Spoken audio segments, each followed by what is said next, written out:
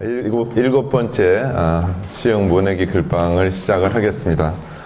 지난번까지는 이제 전반기에 복습을 좀 하고 또 새로운 그 주문을 함께 해봤습니다.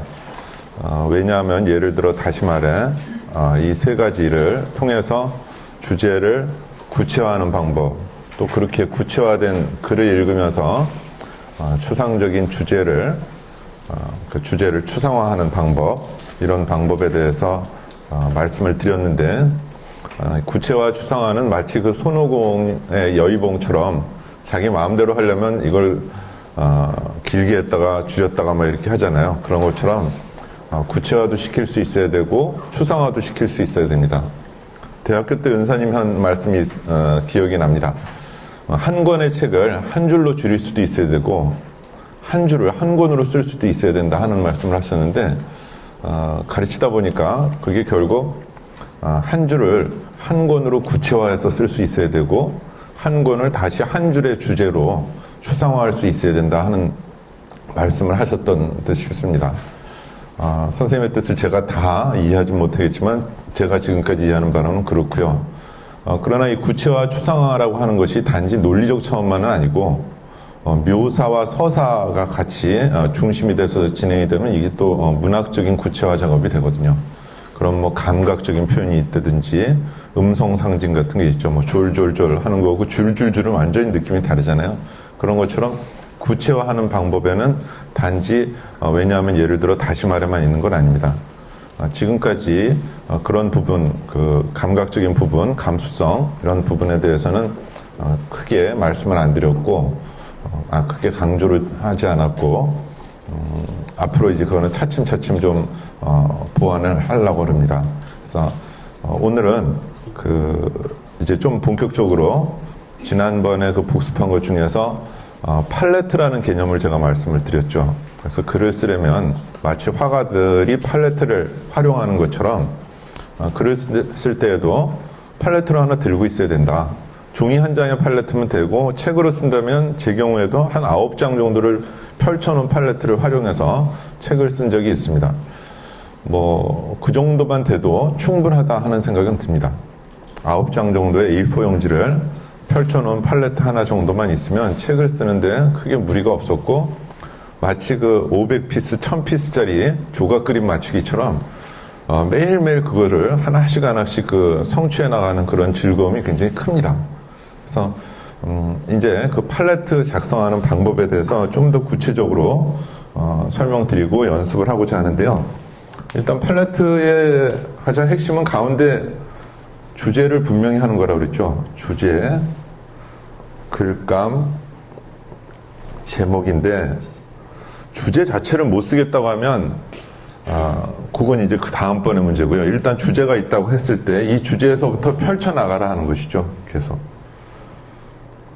제가 이 화살표를 그리는 것처럼 펼쳐져서 구체화시켰다가 다시 주제로 돌아와서 다시 또 구체화시키지 않습니까?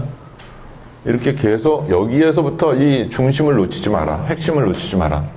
그렇지 않으면 어머니에 대해서 쓰려고 하든지 아니면 뭐 고향에 대해서 쓰다가 갑자기 오늘 내가 사는 게 왜 이렇게 힘드나 뭐 이런 식의 얘기로 전혀 엉뚱한 걸로 퍼져나가게 되거든요. A를 쓰라고 했는데 A가 아니라 B, C, D로 가게 됩니다. 특히 글 쓰는데 자신이 없다고 생각되는 경우에는 자기도 모르게 글이 생각이 막 풀려나가니까 다행이다 해갖고 쓰기 급급합니다. 그래서 결국은 전혀 엉뚱한 글을 쓰게 되는 그런 경우가 발생하고 쓰다 보면 뭔가 점점 이상해지죠. 이게 아닌데 하는 걸 또 의식을 하게 됩니다. 그러니까 앞으로 가면서 끊임없이 자기가 또 뒤에서 잡아당기기 시작하는 거죠. 자기가 글을 쓰면서 자기가 방해하는 그런 형태가 되니까 어느 순간이 되면 이건 아니야 그러면서 이제 그거를 종이로 구겨서 버리거나 그래서 난 역시 글쓰기 자신 없어 이런 식의 방식으로 끝나는데 그건 이제 잘못된 습관 때문이니까 항상 이렇게 먼저 주제와 글감, 제목 이런 것들을 분명히 하지 않은 것입니다. 연습해 보겠습니다. 내가 하고 싶은 것들을 한번 쭉 펼쳐보세요. 하고 싶은 것들. 내가 하고 싶은 것들입니다.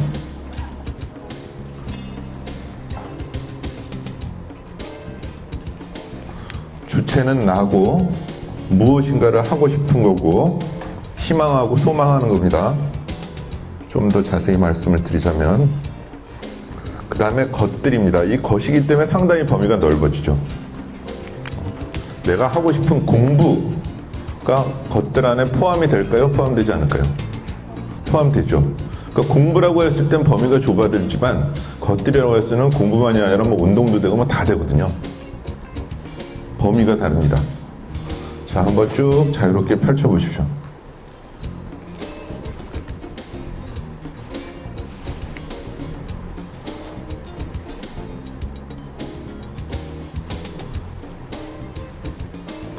다시 강조드리지만 주체는 납니다. 무엇을 하고 싶은 것들, 해야 하는 것들이 아니라 희망하는 것들입니다. 하고 싶은 것과 해야 하는 것들이 다른데 하고 싶은 것들에 대해서 펼치다 보면 어느새 해야 하는 것들로 또 갈 수도 있어요. 그것을 주의하셔야 된다는 겁니다.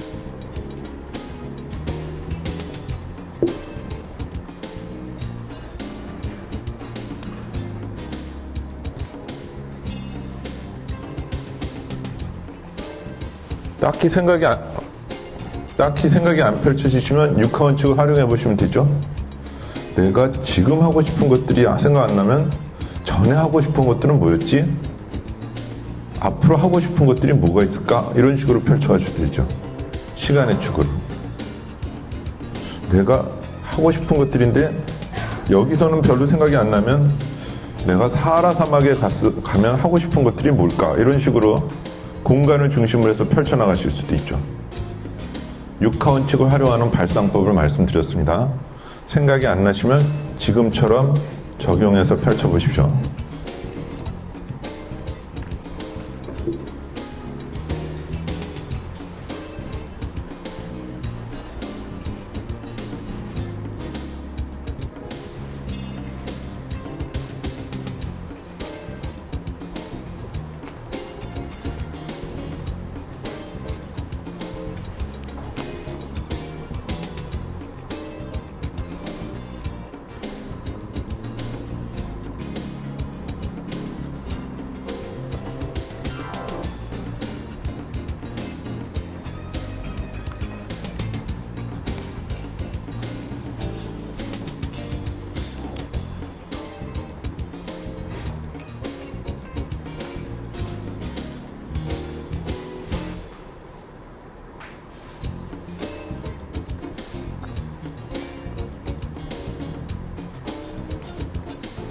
할 수 있냐 없냐를 따져야 될까요? 말아야 될까요?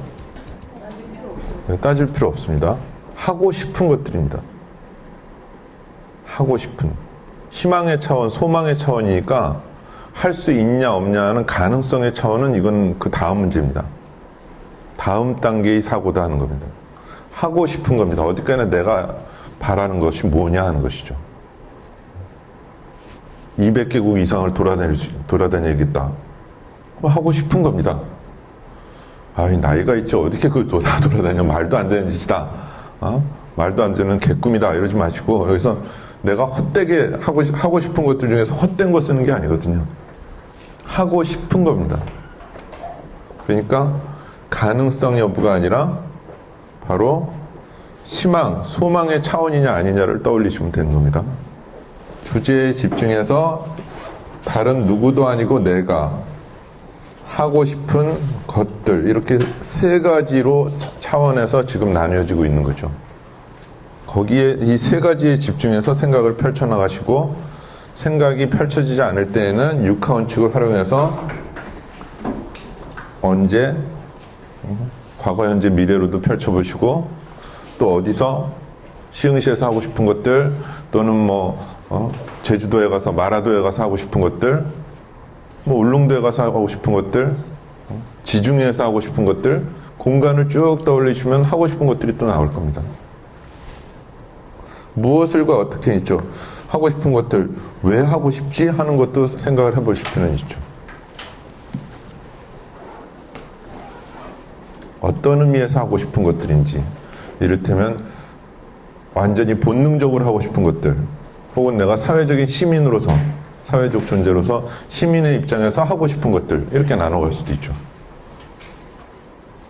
의도, 까닭, 이런 거를 따져가면서 펼쳐가는 방식들이죠. 자, 주제에 집중하는 방법을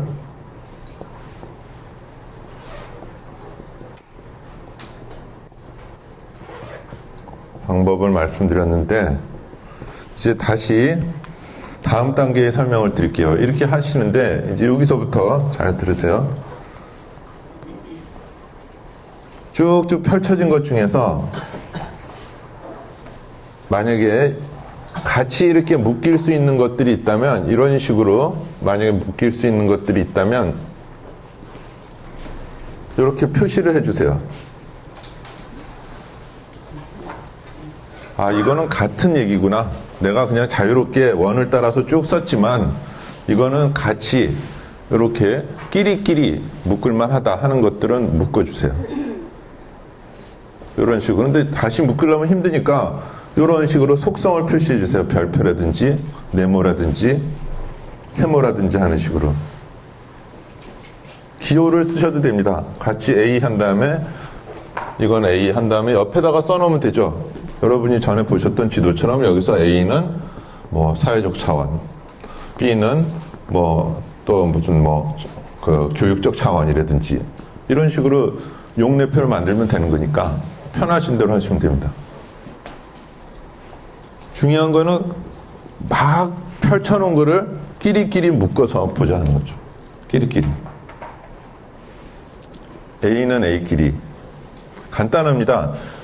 시장 보고 오셔서 집에 이제 시장에서 시장 장바구니를 들고 오셔가지고 냉장고에 넣을 때 그냥 다 넣지 않죠.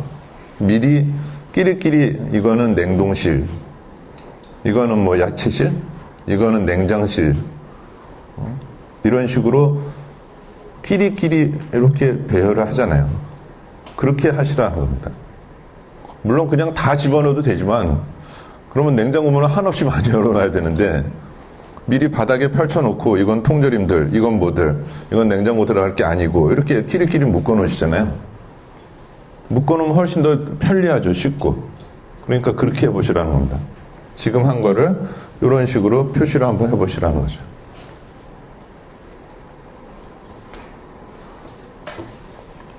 묶여지는 게 있죠? 전혀 없나요? 네, 묶여지는 게 있죠. 그러면 묶여지는 게 많은 게 지금 선생님들이 하고 싶은 것들의 가장 1순위가 되는 거겠죠. 자기도 모르게.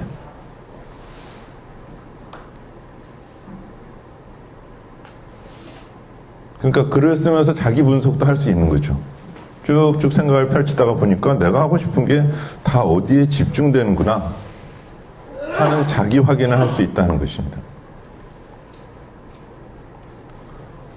서은희 선생님이 브레인스토밍 하니까 전부 시흥에 관한 주제만 나오고 이게 뭐야? 하고 본인 스스로 확인하셨듯이 쭉 하다 보면 이렇게 집중되는 것들이 나옵니다. 자기도 모르게. 그럼 그걸 좋아하는 겁니다. 자기가 진짜 하고 싶은 것들인 거죠. 아닌데? 저는 아닌데요 한다면 뭔가 마음속에 또 뭔가 억압된 게 있는 거예요. 하고 싶은 거지만 사실은 해야 하는 것들을 쓰고 있을 수 있어요. 분명히 하고 싶은 거에 대해서 하라고 얘기했는데 머리는 그렇게 생각하지만 실제로 또 다른 저 마음속에서는 뭔가 다른 기제가 작동을 하면서 전혀 엉뚱한 걸 쓸 수 있다는 겁니다. 아이한테 내가 막 오면 아이한테 웃으면서 내가 잘해줘야지 하면서 딱 얼굴 보는 순간에 야단치는 거고 똑같습니다. 마음은 속마음은 안 그런데 겉으로 달리 표현되는 것처럼 겉으로 달리 표현될 수 있는지 없는지를 확인해 보세요. 근데 대부분 아무 생각 없이 그냥 쭉쭉 생각에 집중하다 보면 대개의 경우는 자기가 좋아하는 것들로 집중되어 있습니다. 그게 자기의 1순위입니다. 그 다음에 2순위, 3순위가 정해지는 거죠. 자, 이제 내가 하고 싶은 것들 쭉 다 하셨어요? 그러면 어디 1순위를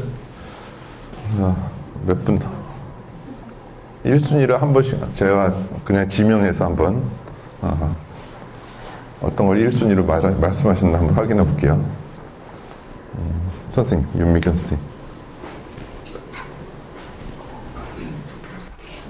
네, 저는 1순위가 악기 배우는 거하고 라인 댄스 배워보는 거하고 올해는 공연음악 배우러 가보고 싶습니다. 네. 그러니까 악기와 댄스와 송년음악회. 지금 절실한 욕망을 읽으실 수 있는 것이죠. 지금 뭐가 지금 가장 지금 갈구하는 것이 무엇인가 하는 걸 알 수 있는데 이동훈 선생님. 자. 제가 되게 많은 거를 써서 너무 크게 썼던 것 같아요.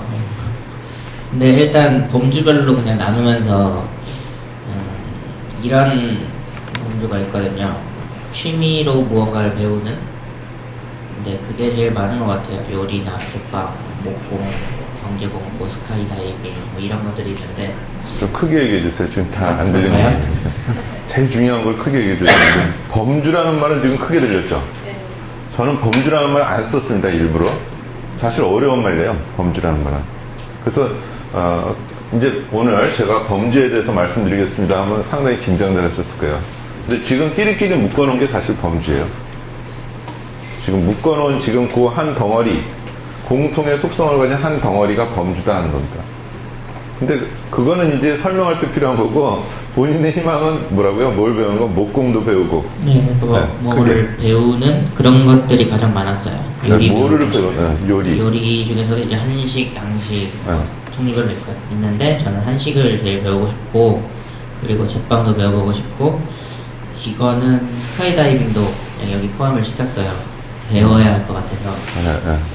뭐 목공을 해서 이제 가구를 직접 만들 정도로 해보고 싶고, 경제학과인데 경제를 몰라서 경제 공부도 좀 더 해보고 싶고 이런 것들이 있습니다. 지금 뭔가 배우고 싶다는, 그러니까 뭔가 배우고 싶다 하는데 경제학을 공부하고 싶다는 얘기 전까지는 저는 그 무인도에서 자급자족하고 싶어하는 거 그런 꿈을 꾸고 있나 할 정도로 목공에 뭐 요리에 스킨 스쿠버까지 뭐 다 좋습니다. 한식 중에서도 뭘 하고 싶죠?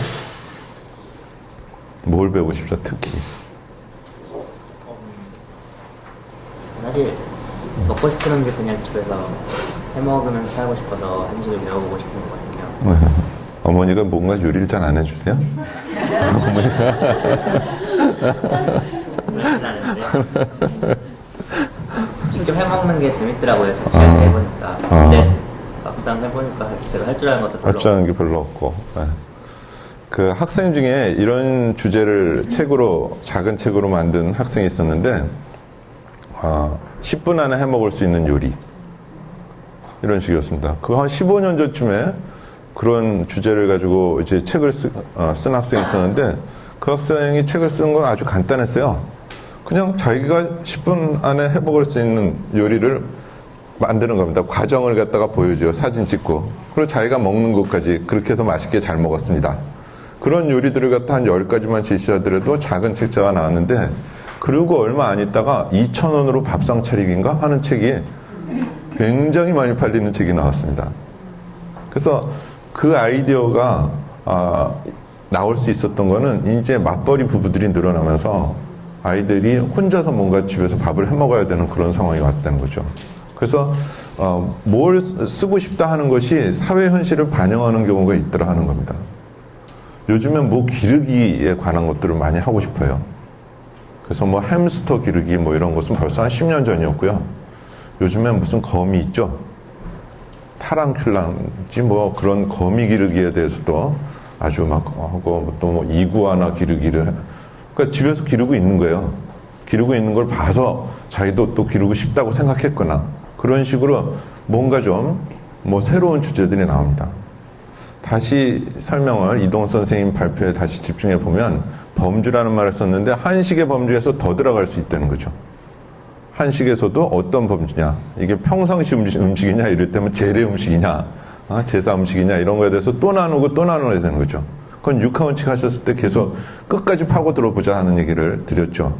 그 파고들 때 이미 범주를 계속 세분화시켜서 나가시는 거거든요. 그래서 계속 파고들어 볼 것 하는 것을 같이 말씀을 드리고요. 그 다음에 김숙희 선생님. 네.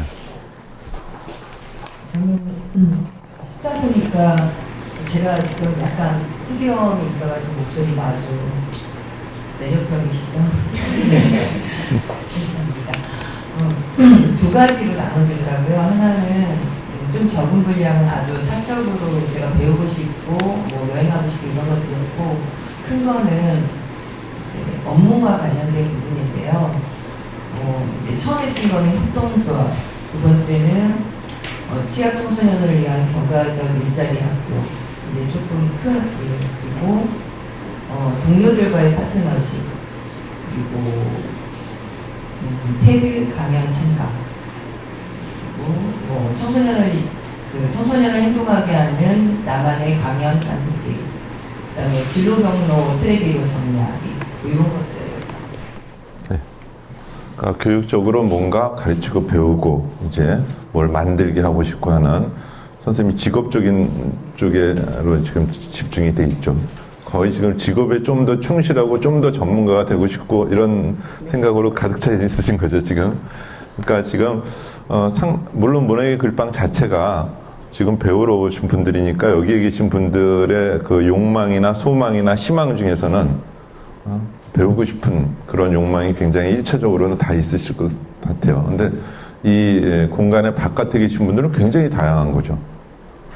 그냥 놀고 싶은 욕망도 있고 여행하고 싶은 욕망도 있고 뭐 여러 가지 다양한 욕망들의 세계가 있는데, 희망과 소망과 욕망의 어떤 세계들이죠.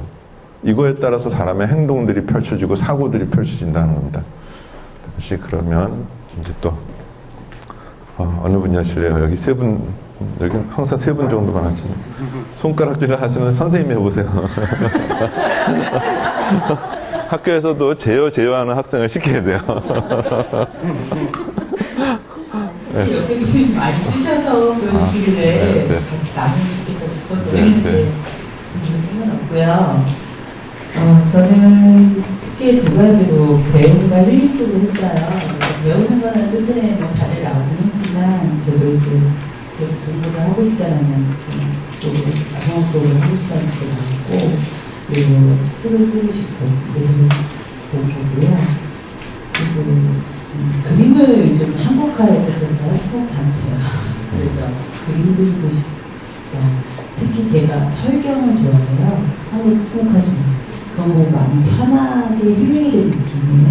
그래서 배움과 힐링이 동시에 되는 그림 그리기, 그리고 제일 하고 싶은 건 가족 여행 나왔어요. 가족이랑 겨울 여행. 그리고 저희는 겨울 여행 많이 다녀요.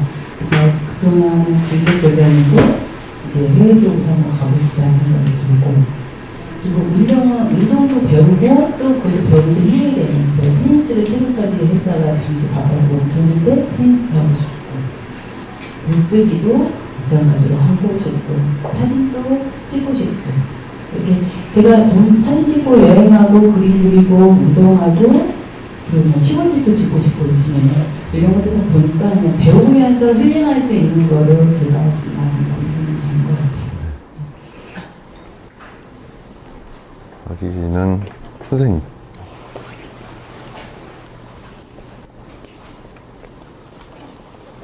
저 분류를 해보니까 저는 역시나 제 살아온 계획도 그렇고 제 앞으로 계획도 그렇고 수산, 해양 핵심 키워드로 좀 나와 있는, 실은 제가 예전에 그 수산 관련 남북 경영 관련 일을 좀 했었어요.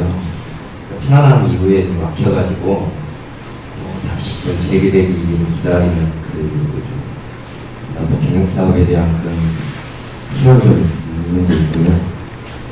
그리고 또 해양 생태교육 관련 사회적 기업 좀 구상하고 있는 게 있어요.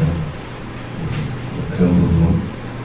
그리고 이제 제가 어떤 수산의 특정 분야의 전문가는 아닌데, 또 일반 분들하고 이야기하다 보면 그분들보다는 수산이나 해양에 대해서 많이 알고 있더라고요. 그래서 언젠가는 좀 인터넷 공간을 활용해서 SNS상에 좀 수산 관련 블로그라든지 좀 전문가들 그런 좀 모양들을 같이 봐야겠다 이런 부상들이 있었는데, 그 분류를 해놓고 보니까 역시나 수상해양들이 제일 지켜야 되는 것 같습니다. 네, 고맙습니다.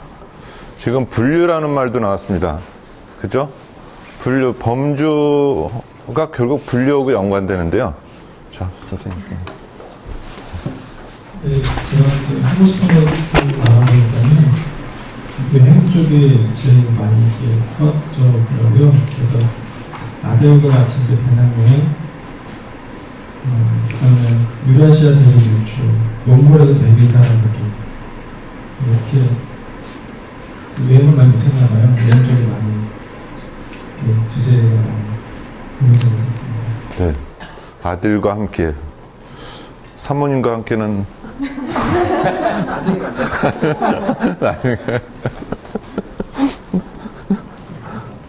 선생님도 맞자.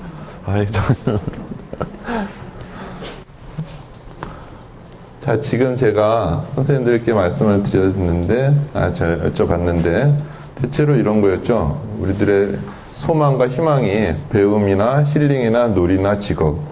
하고 싶은 게 뭐냐, 그러면 그냥 놀고 싶어요라고 여기에만 집중이 될 것 같은데 사실 그냥 놀고 싶은 경우는 별로 없고, 놀아도 뭔가 힐링이 되었으면 좋겠고, 놀아도 배움이 있으면 좋겠고, 놀이가 직업이 됐으면 좋겠고, 이게 사실 막 연관이 되잖아요. 여행 같은 경우도 배우면서 힐링도 되고, 놀이도 되고, 직업도 될 수 있는 것들이고. 그래서 여행 싫어하는 사람 별로 없어요, 사실.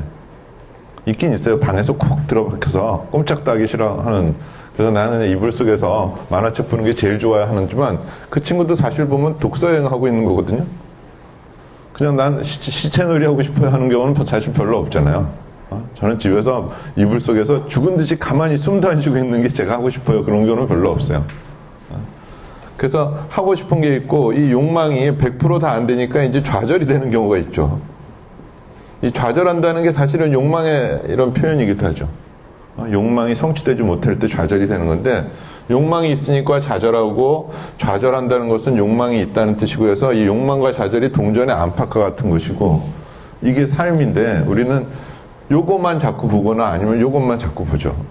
실제로 이 세상에서 전혀 근심 걱정이 없는 곳이 있죠. 지명에 반영된 망우동, 망우리. 모든 근심을 잊은 곳이거든요. 근심이 없는 곳입니다. 마을 전체가. 그래서 망우리가 됐고 그곳은 공동묘지였죠. 그런 식으로 좌절이 없는 곳이라고 하는 것은 사실 욕망도 없는 곳이고 삶이 없는 곳인데, 이 삶과 욕망과 뭐 여행 이런 것들이 사실은 다 맞물려가는 것들이 있다는 것이죠. 지금 선생님들의 지금 하고 싶은 것들이라고 했을 때 지금 모범답안만을 제가 원한 거 아니었는데 이런 키워드들로 크게 범주화되고 있죠. 이런 거 하면 만족한다는 겁니다. 삶에 대해서. 개인별로는 치우쳐 있는 것들은 있어요. 지금 1순위, 2순위가 조금씩 다르긴 하겠지만 전체적으로 이게 우리 사회의 욕망이기도 하죠. 우리가 살고 있는 사회.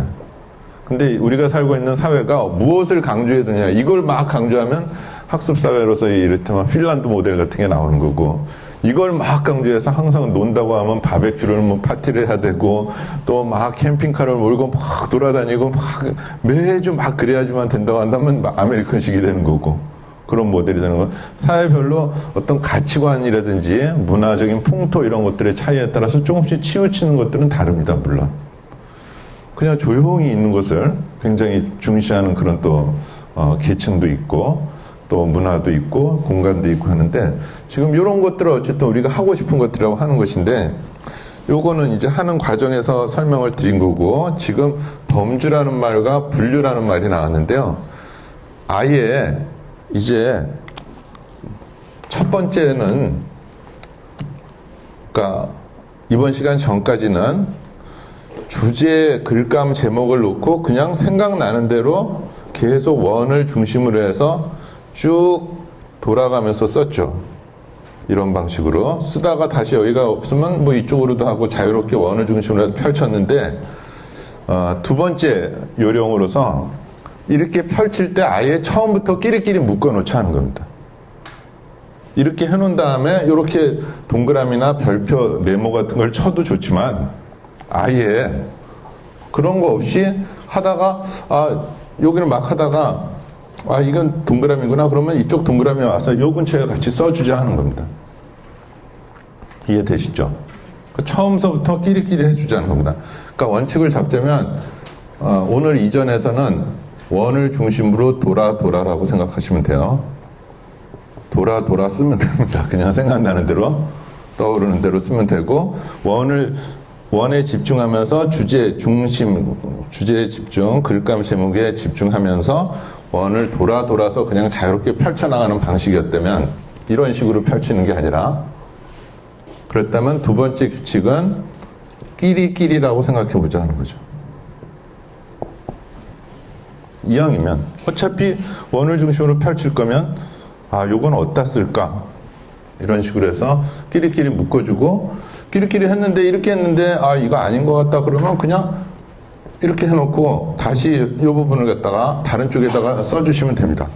요 옆에다가 요 옆에다가 세모를 갖다가 해준다든지 이런 식으로 그냥 간단하게 X나 아니면 이런 식으로 그냥 쳐주시면 돼요.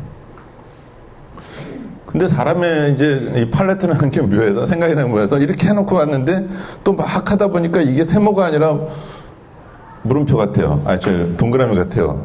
그러면 이를테면 여기다 이렇게 놓고 이런 식으로 하라 이거죠. 다시 세모 같다 그러면 이렇게 하고 여기 세모 이렇게 써주시는 식으로. 그러니까 이거를 다시 살리고 싶다 그러면 요렇게 친 거나 아니면 X한데 옆에다가 출판 용어인데 원고지 교정보인데 생자를 하나 써주시면 돼요. 살려라 하는 뜻입니다. 살려라. 죽이고 싶다. 그러면 이렇게 날리세요. 아니면 이렇게 치시거나. 여러분 이거 시험 보실 필요는 없으니까 이렇게 하고 근데 다시 살리고 싶어요. 사람이 막 갈팡질팡할 수 있잖아요. 그러면 여기다 다시 또 생자를 쓰세요. 아니면 어느 정도 익숙해지시면은 그냥 지우개로 지우셔도 되고. 근데 처음서부터 지우개로는 하지 마시고 그냥 쭉쭉 볼펜으로 생각을 하고 이렇게 왔다 갔다 돌아간 과정도 사실은 굉장히 중요한 자기 과정이거든요. 내가 여기서 고민해가지고 결정한 거니까 최종적으로 이걸 하자. 아니다. 그럼에도 불구하고 몇 번을 고쳤지만 이 부분은 아직도 확실하지 않으니까 좀 더 보완해야지 하는 거니까 흔적을 남겨놓는 게 중요해요. 팔레트에는. 팔레트에 흔적을 지울 필요는 사실 없어요. 그런데 이렇게 주변 정리를 잘하고 책상 위에 도대체 그냥 모든 것들이 딱딱 놓여지고 이런 성격이라면 팔레트를 좀 보면서 마음이 계속 좀 불안하실 수도 있어요. 근데 화가들을 떠올리세요. 훌륭한 대가들도 다 팔레트를 들고 하는데 지금 글을 쓰면서 이 한 페이지 정도를 내가 펼치지 못한다면 또 더욱이 보여주는 게 아니거든요. 이 부분은.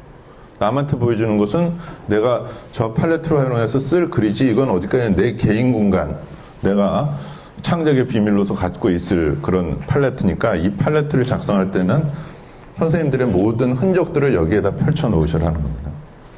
그래서 다시 살리고 싶으면 생, 아니면 또 지우고 다시 또 생 이런 식으로 계속 여기서 끼리끼리 이왕이면 묶어줘라는 겁니다. 나중에 이런 식으로 속성을 펼쳐도 되고 속성을 부여해도 되지만 처음서부터 쭉쭉 펼쳐볼 필요가 있다는 거죠. 두 방식을 활용하는데 하나는 이런 방식으로 해도 되고 또 하나는 처음서부터 끼리끼리 어쨌든 끼리끼리 이렇게 묶는 작업을 바로 분류라고 하고요. 그렇게 해서 결과적으로 이런 그 상태를 범주라고 하는 거죠. 카테고리. 같이 묶어가는 거죠. 예? 유목화는 이제 그러니까 세목화라고도 하고 유목화라고도 하는데 이제 좀 이따가 그런 말씀을 드릴게요. 이 분류라는 말에 이제 다 들어가는 말이기도 한데요. 아예 그럼 지금 설명을 드릴게요. 시간이 이 분류라는 말을 설명을 하려면 상당히 좀 어렵게 생각해요. 분류라는 게. 근데 이 분류가 사실은 매우 중요합니다. 그래서 어렵지 않게 쉽게 익히는 방법을 갖다가 이제 좀 말씀드리고 싶은데 제일 중요한 건 끼리끼리다예요. 속성은 역시. 근데 끼리끼리라는 걸 하다 보면 이런 것이죠. 이를테면 이런 겁니다.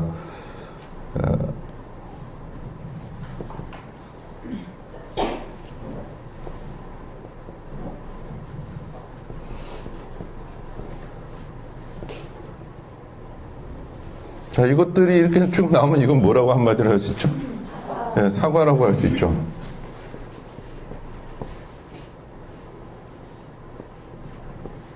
이렇게 됩니다. 요거는 사과라는 카테고리 안으로 이렇게 묶여집니다. 근데 왜 이거를 이 분류라고 하냐면 요렇게 요것을 분류라고 이렇게 하는데요. 요런 작업, 요렇게. 요것은 가만히 보면 홍옥이라는 사과고 국광이라는 사과고 부사라는 사과고 아울이라는 사과입니다. 부산 쪽, 대구 쪽에 계신 분들은 스타킹이라는 사과도 있다고 그러대요. 맞죠?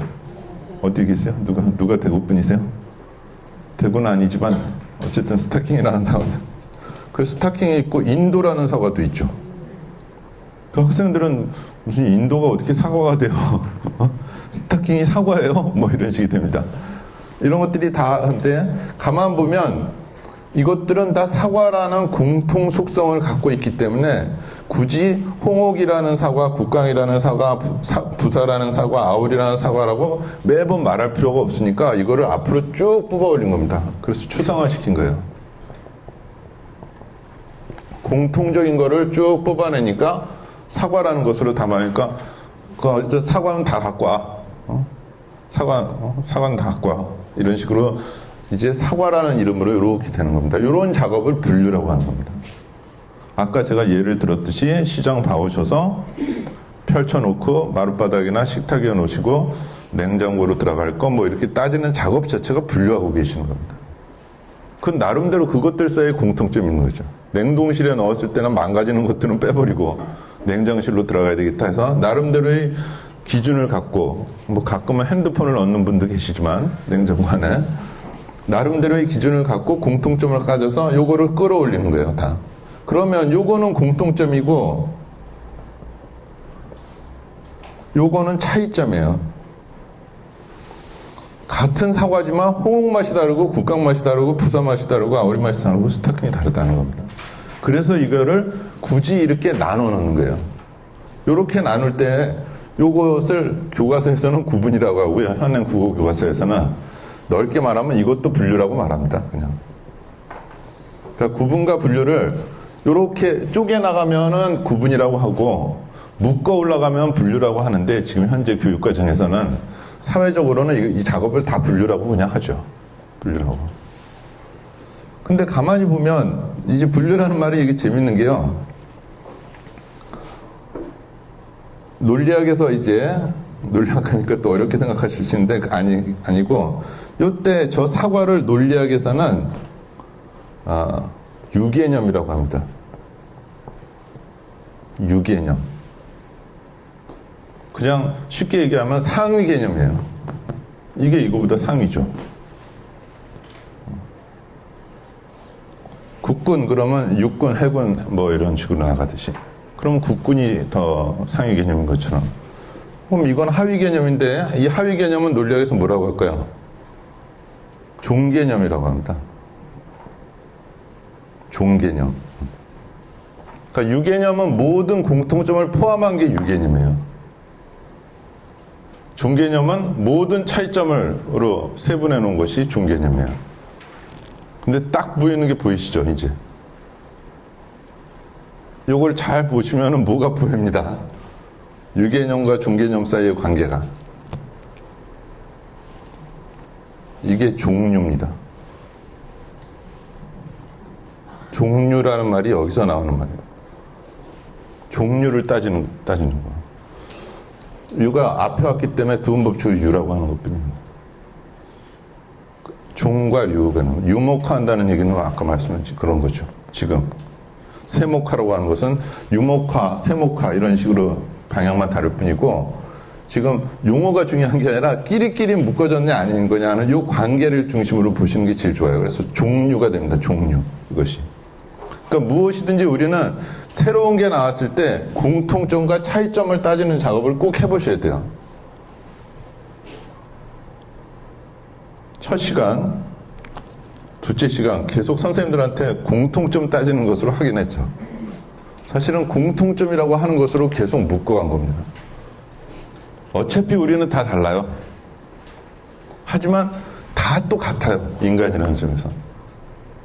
그렇기 때문에 우리가 같은 점들을 자꾸 찾아가다 되다 보면 그것을 제외한 나머지가 우리들의 차이점이라고 드러나는데 우리는 거꾸로 차이점 계속만을 계속 따져요. 그래서 우리가 같은 우주인, 같은 지구인이라는 것을 잊어요. 우리의 공통 기반은 있고 저마다 자기 차이점만 너무 따지는 거 아닌가 하는 생각이 드는 거죠. 서로를 알려면 서로 공통점인 거 따지는 게 제일 좋다고 봐요. 그거는 이제 곁들여서 말씀드리는 거고, 그러니까 무엇인가 잘 모르는 게 있다. 이를테면 어디 누군가가 이상한 과일을 하나 갖고 왔어요. 그러면 이 X를 놓고 차이점을 따져보고 이런 것들 오고 공통점을 따지는 작업을 해야 되죠. 이것이 과연 사과라는 공통점을 갖고 있는가 따져봐야 되고, 사과라면 이제 충분히 차이점이 있는가 없는가를 따져봐야 돼요. 그러니까 잘 모르는 무엇인가를 어쨌든 파고 들어갈 때는 세분화시키고 자꾸 육하원칙에서 자꾸 묶고 할 때가 이렇게 계속 세분화시켜서 이렇게 구체화시킬 때는 자꾸 차이점과 공통점을 가지고 계속 따져줘야 되는 거예요. 그래서 무엇인지 같고 다르는 것을 확인해야 되는데 먼저 같은 것부터 따지는 게 좋아요. 먼저 다른 것부터 따지기 시작하면은 같은 거 묶어내기가 어려워져요. 그래서 같이 뭘로 묶어질 수 있는가를 자꾸 뭔가 생각해 보셔라 하는 겁니다. 시흥의 시민으로 묶어질 수도 있겠고, 같이 악기를 배우는 사람들, 배우고 싶은 사람들로 묶여질 수도 있겠고, 같이 여행 가고 싶은 욕망으로 묶여지는 경우도 있겠고, 그룹으로 묶여지는 경우도 있겠고, 그렇게 묶여진 것들을 통해서 하되, 그러면 그 다음에 또 나눠지거든요. 그 다음에. 그래서 같은 점들을 자꾸 찾아보면 나머지가 차이점이 되고, 차이점만 따질 게 아니라 공통점을 찾아야 된다는 거죠. 우리는 요거에 너무 좀 소홀하다는 얘기를 곁들여 드리는 겁니다. 공통점을 찾는데 소홀하다. 차이점만 자꾸 따지려고 한다. 근데 공통점이 없이는 차이점이 나오지가 않아요. 지금 이 경우처럼. 그리고 이거는 항상 언제나 논리적입니다. 지금 보세요. 국강은 사과의 한 종류죠. 일종이라고 하죠. 이게 종개념이라는 말이 바로 이겁니다. 아오리는 사과의 역시 일종이죠. 사과의라는 공통점을 가진 아오리라는 특성을 가진 존재다는 거죠. 이게. 그러니까 공통점을 먼저 인정하고 그 안에서 차이점이 나와야 된다는 것이죠. 그러니까 분류할 땐 항상 다 우리 모두가 어떤 공통점을 갖고 있는가서부터 따지는 게 더 적합한 사고방식이 된다는 것이죠.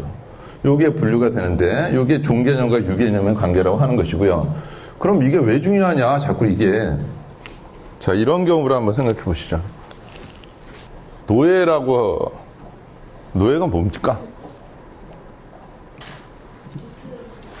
예? 노예. 주체적인 자기 의지로 행동할 수 없는 사람들. 근데 조직 생활을 하다 보면 사실 그런 경우 많잖아요. 제 의지대로 움직일 수 없는 경우도 많죠. 그건 조직 내에 있는 상당한 사람들이거나 아니면 상당한 시간 동안 우리는 노예로 살고 있는가? 라고 한번 생각해 보실 필요도 있고요. 이제 그거는 또 하나. 근데 이 노예라고 하는 것을 이런 식으로 볼 수도 있죠. 노예가 어디에 속하죠? 노예도 결국은 상위 개념을 한번 생각해 보세요. 노예도 사람이죠. 인간에 속하고, 이렇게 노예가 있고, 또 뭐가 있죠? 인간에 속한 것 중에서 뭐 주인도 있을 수 있고, 예를 들면 로마식으로 따지면 시민이 있겠고, 귀족이 있겠고, 이렇게 되겠죠. 이들은 다 인간이라는 점에서는 다 같지만, 다 아까 선생님 말씀하셨듯이 주체적인 의지를 갖고 있느냐 없느냐, 또 그런 권리를 행사할 수 있느냐 없느냐, 또는 어떤 의무를 갖고 있느냐 없느냐에 따라서 다 차이가 있으니까 이렇게 작은 범주들로 나뉜 거죠. 그리고 이 영역을 침범했을 때에는 이를테면 노예가 도망간다든지 하면 추노가 나타나서 쫓아가고, 또 노예가 귀족을 갖다 행사하려고 하면은 이거는 하극상이 돼갖고 사형을 당한다든지 이런 식의 경우들이 나오게 되는 거죠. 이건 철저히 지켜지게 됩니다. 이 안에서는. 그래서 이 범주 안에 드냐 안 드냐 하는 문제는 사실 우리 사회도 지금 뭐 스카이 대학에 드냐 안 드냐 하는 문제가 범주 이런 거 관련되는 거죠. 싫든 좋든 간에 지금. 그래서 범주라고 하는 것이 이런 식으로 되는데, 그러면 이 관계를 가지고서 이제 얘기해 볼게요. 노예는 인간은 인간이되 노예는 뭔가 다른 것과는 차별화가 되는 특별한 인간이죠. 특별한 인간이죠. 인간 중에서 요렇게 표시해보죠. 특별화되는 것을. 그러면 요러한 인간만을 노예라고 부르는 거죠. 나머지는 아니라는 거죠. 요런 식의 표시된 것만을. 나머지는 아니니까 노예라고 했지, 나머지하고 똑같으면 그거하고 합해놔야 되죠. 시민 귀족으로 묶든지 뭐 이런 식으로. 이때 판단을 하셔야 돼요. 이게 같으냐 다르냐 하는 것을 계속. 또 이 다른 점을 다르다고 할 만한 충분한 의미가 있냐 없냐 하는 것은 판단하셔야 되는 겁니다. 이건 이성적인 판단이에요. 개인의 이성도 있고 또 사회의 어떤 기준도 있습니다. 어쨌든 특별한 인간입니다. 근데 이럴 때 이 특별한을 이런 식으로 할 수 있죠. 예를 들어서 여러 가지 기준이 있어요. 아까 우임스 선생님 말씀하신 대로 자기 자유의지를 행사하지 하는 것도 들어갈 수 있고, 또 하나는 합법적으로 사고 팔 수 있다는 점에서는 나머지하고 차별화가 되죠. 그죠? 그러면 노예는 합법적으로 사고 팔 수 있는 인간이다가 바로 움직일 수 없는 노예에 대한 정의가 되는 겁니다. 그래서 이걸 정의라고 합니다. 그러면 분류와 정의가 왜 중요하냐? 분류라고 하는 것은 일단 차이점하고 공통점하고 이 관계를 통해서 상위 개념을 이렇게 추상화시키는 거기 때문에 이성적인 존재를 갖고 이성적인 차원에 있는 겁니다. 그러니까 이 경우에는 언제 어디서나 인간 아래 노예가 있고 노예는 인간의 일종이 되는 관계죠. 이거는 세월이 그러니까 몇백 년, 몇백만 년이 지나도 이건 변함이 없다는 것이죠. 이 관계는. 그러니까 기준을 쭉 잡아서 마치 좌표처럼 수학에서 X축, Y축 좌표 잡죠. 그런 식으로 어느 하나를 딱 잡아서 다른 것들과의 차이점, 다른 것들과의 공통점의 축하고 차이점의 축하고를 따져서 노예라는 존재의 좌표를 설정해 주는 거예요. 그러면 이 좌표는 수학에서 X, Y 좌표 따지면 X축, Y축 이렇게 따지듯이 움직일 수 없는 그 지점으로 딱 고정이 된다는 겁니다. 이해되세요? 조금 어렵습니다. 왜 노예에 대해서 이런 식의 질문을 하는가? 왜 이런 식의 답을 추구하는가? 왜 정의를 내려야 되는가? 그렇다면 사람마다 다 다르게 얘기할 수 있다는 거죠. 그러면 노예가 뭔지, 교육이 뭔지, 우리들의 욕망이 무엇인지, 행복이 무엇인지 사람마다 다 다르게 생각할 수 있어요. 너 돈 왜 벌려고 하니? 좋잖아요. 이런 식으로. 돈 왜 벌려고 하냐 했을 때 돈을 왜 벌려고 하는지 너의 어떤 가치관과 철학을 얘기해 달라고 하는데 좋잖아요. 좋으니까요. 왜 좋은지에 대해서는 얘기를 안 해요. 전에 제가 설명해 드렸던 일 기억나시죠? 그냥요. 또는 반문해요. 선생님은 싫으세요? 이런 식이에요. 아니 질문을 던졌는데 다시 질문을 하고 있어요. 그거는 그 순간을 모면할 수 있는 하나의 수사는 돼도 레토릭은 되지만 답을 원할 때 답은 아니라는 거죠. 문답의 차원이 아니라는 거죠. 그거는. 자, 우리가 모르는 무엇인가를 우리는 이런 식으로 공통점의 축하고 차이점의 축하로 해서 고정시켜 놓는 거예요. 마치 이런 무슨 표본을 이렇게 고정시키듯이 말하자면 어떤 우주의 별자리처럼 이 노예라는 개념을 공통점과 차이점의 축으로 고정시켜 주는 거예요, 의미를. 자, 이런 식으로 나는 생각합니다. 하고 제시해 주는 거예요. 그래서 정의가 중요한데 이 정의는 분류를 기초로 한다는 거죠. 그러니까 지금 여러 가지 논리적 사고를 중시하기도 하고 논술도 중요하다고 하고 뭐도 해야 된다고 막 하는데 제일 중요한 것은 공통점과 차이점을 따지는데 우리는 먼저 공통점부터 찾을 필요가 있다. 왕따 문제를 해결할 때도 너 여하고 나하고 같은 점 뭐냐? 근데 뭐가 다르지? 하고 따져야지. 다른 것부터 먼저 따지기 시작하면 공통점이라는 기반이 상실돼요. 그렇기 때문에 전체를 좀 더 상위 차원으로 보지 못해요. 그러니까 맨 저잘났다고 하는 겁니다. 그냥 지금은 노예가 없죠. 그러니까 학생 A, 학생 B, 학생 C 또는 시민 A, 시민 B, 시민 C가 그냥 다 자기가 내 생각은 너하고 달라. 왜 달라야 하는지, 어떤 공통점이라는 추가 상위 개념의 차원에서 얘기해야 되는지가 없이 무조건 다르다는, 다 그냥 자기 얘기만 하고 있을 뿐이지 전체의 어떤 지도를 못 본다는 겁니다. 그러니까 각양각색의 의견은 나오지만 사실은 그 어떤 것도 같이 통합할 수 있는 의견 도출이 어려워요. 그러니까 100분 토론을 하건 끝장 토론을 하건 결론이 안 나오는 겁니다. 계속 끝없이 자기들 얘기만 계속 되풀이해요. 그리고 그걸 안 하면 그 100분 토론이나 끝장 토론에 초청받지 못할 거라는 불안감까지 갖고 있어요. 또 자기 진영을 대표하는 무슨 대단한 농객인 것처럼 행세한다는 겁니다.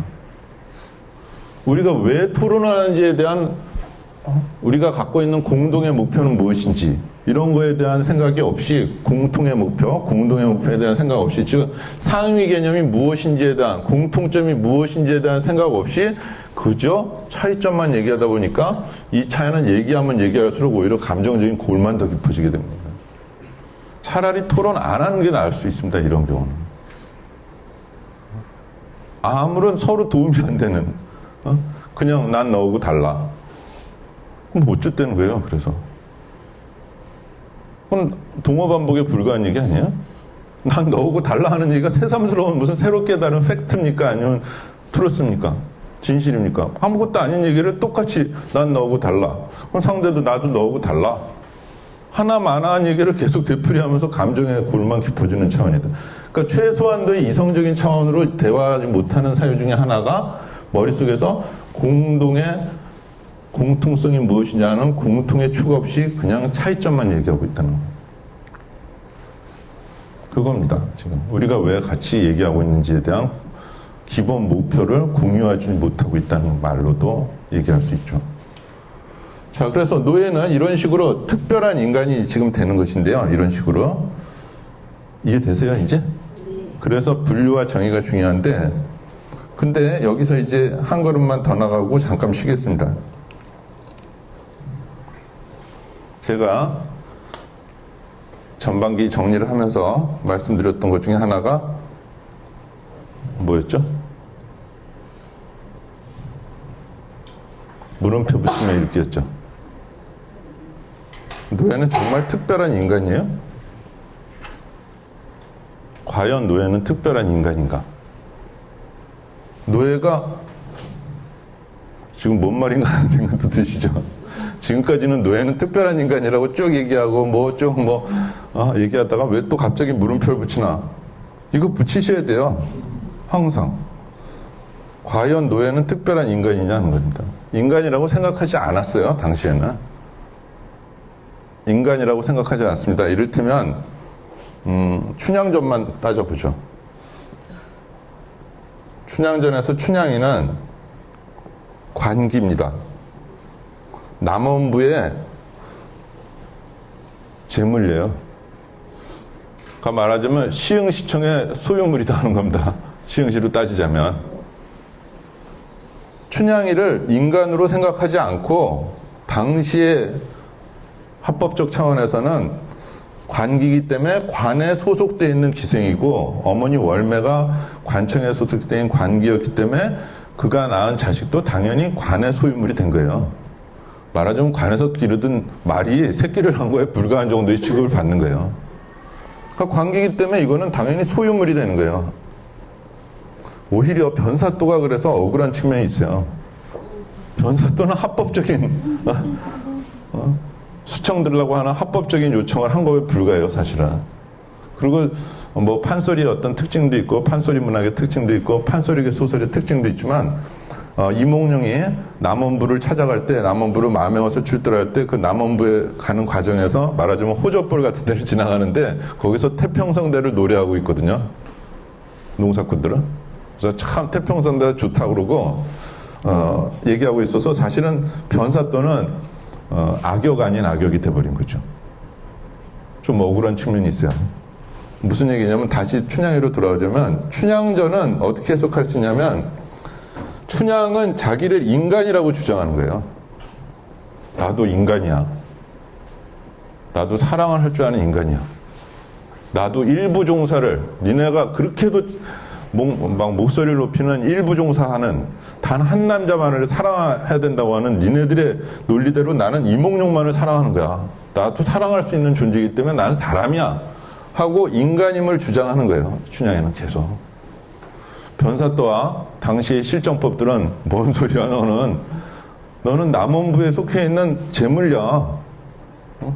남원부의 소유물이야. 관기 그 명단에 쭉 재물 그 뭐라고 하죠? 그런 것을 재무제품 뭐 무슨 재물대장인가 거기에 나오는 거에서 점고까지 한다고요. 누구 나와 그러면 네 하고 소유물 하나하나가 쭉 나오는 거에 불과한 재물이라고요.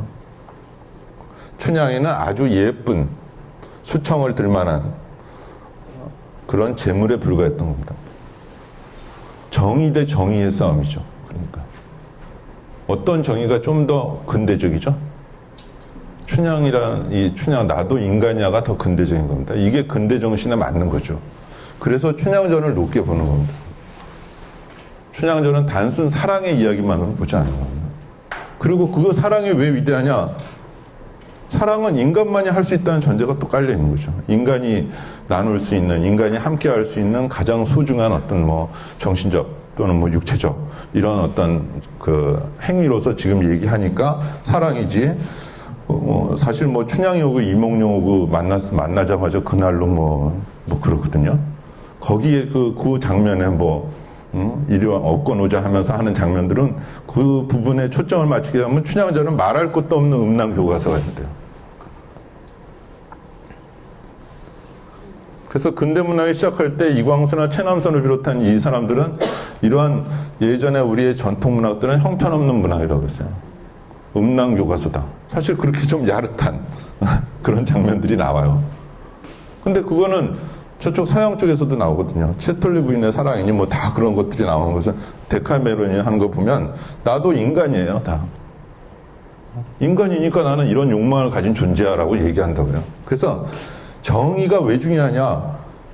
기본적으로 좌표, 이 노예라는 것이 무엇이냐에 대해서 정확하고도 다른 사람하고 이성적으로 의사소통을 할 수 있게끔 그렇게 언어로 표현하는 것이기 때문에 이성적인 언어 표현이기 때문에 정의가 중요하고 이 정의는 정의 대 정의가 부딪히면서 완전히 다른 세계들을 지금 낳게 하는데 춘향이는 노예도 인간이다 라고 주장하는 거고 노예는 인간 아니야 네가 왜 인간이야 라고 주장하는 거고 근데 그것은 모든 인간의 존엄성, 인간은 존엄하다고 하는 존재의 그 정의에 위배되기 때문에 그것은 봉건적이라고 보고 그 봉건적인 질서를 대표하는 변사또는 특별히 잘못한 것도 없는데 당시 그 가치관으로 봤을 때는 특별히 잘못한 게 없어요. 강제 추행을 한 것도 아닙니다. 요즘 오히려 강제 추행이 일어나지 제가 말을 안 듣는구나 제일 감옥에 가둬라 한 것뿐이에요. 창고에 가둬라 넣어놔라 하듯이로 감옥에 가둬놨을 뿐이지 그냥 너 강제로 뭐 수청을 갖다 들게 하겠다고 자기 욕망을 갖다 무슨 다 이렇게 시도한 사람도 아니고 그게 뭐 실패해가지고 뭐 무슨 스토리가 벌어지지도 않아요. 오히려 그런 면에서 변사또는 필요 이상으로 좀 억울한 그러나 뭐 희생 플라이를 했던 거죠. 근대 정신 알리는 춘향이라는 영웅의 탄생이죠. 가장 형편없는 존재인 가장 천한 존재라고 몸 파는 여인이라고 보는 그냥 놀이개라고 양반의 놀이개라고 생각하는 그 존재가 사실은 가장 절절한 진정한 사랑을 할 수 있는 존재다 라고 얘기하는 데서 가장 보잘것없는 존재가 가장 목숨을 내놓고 나도 인간이야 하는 선언을 하는 거니까 이게 바로 근대문학의 근대 정신의 어떤 소산이라고 얘기하는 것이죠. 그런 점에서 높이 평가한다는 겁니다. 그래서 정의 대 정의가 싸우게 되고, 이런 정의 대 정의가 싸울 때 우리는 패러다임의 어떤 그 충돌이라고 보는 것이죠. 지금 우리는 그런 시대에 살고 있어요. 산업화에서 정보화 시대로 가고 있습니다. 이를테면 게임이 과연 나쁜 것이냐? 나쁘다고 생각하지만 과연 나쁜 것이냐라고 봤을 때는 충분히 다른 의미로 볼 수도 있어요. 말하자면 우리가 지금 우리도 모르게 변사또가 될 수도 있다는 얘기입니다. 우리의 지금 우리는 합법적으로 모든 것을 합법적으로 진행했지만, 그러나 역사의 시각으로 봤을 때는 우리가 지금 뭔가 훗날 사람들은 또 왜 변사또는 그랬대?